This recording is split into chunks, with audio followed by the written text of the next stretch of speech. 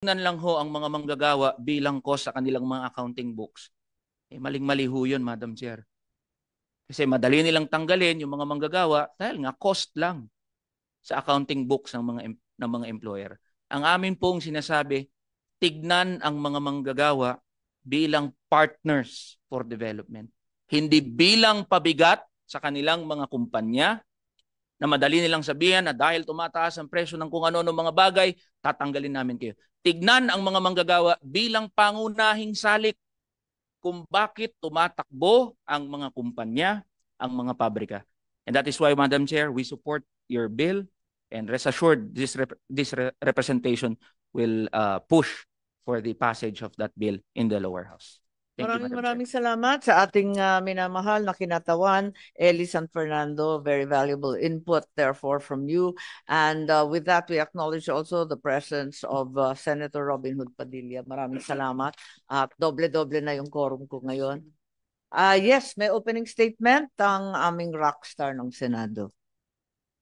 Magandang umaga po sa inyong lahat.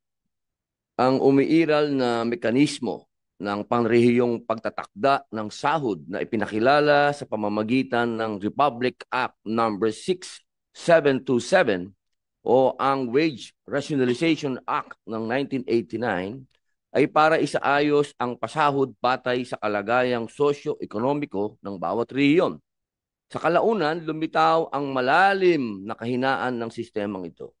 Nananatiling malayo ang minimum wage sa karamihan ng mga rehiyon kumpara sa family living wage na nasa pagitan ng 1,000 hanggang 1,300 bawat araw. At higit pa sa mga lugar tulad ng BARM kung saan kinakailangang halaga para sa pamumuhay ay lumalagpas sa 2,000 bawat araw. Subalit, nananatili lamang 361 ang umiiral na sahod na siyang pinakamababa sa buong bansa.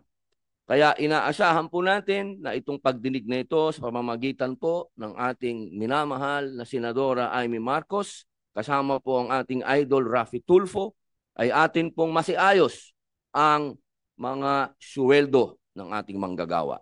Maraming salamat po. Maraming salamat mula sa ating Senador Padilla. Isa pang may akda ng isang panukala rito. Can we call on any of the manufacturers or employers para marinig naman natin yung non-exporter naman po? Perhaps ECOP or PCCI, FFCCCI, kung sino, andyan si Mr. Sergio Ortiz Luis. Maraming salamat, Madam Chair, at sa ating mga... I know you're opposed to the centralization. Nag-submit po kayo ng joint letter opposing Yes, the same. about 17 associations, almost everybody here signed that letter. And just to add something on the discussion of why the difference in the minimum wage in urban areas and the countryside. What I noticed that something that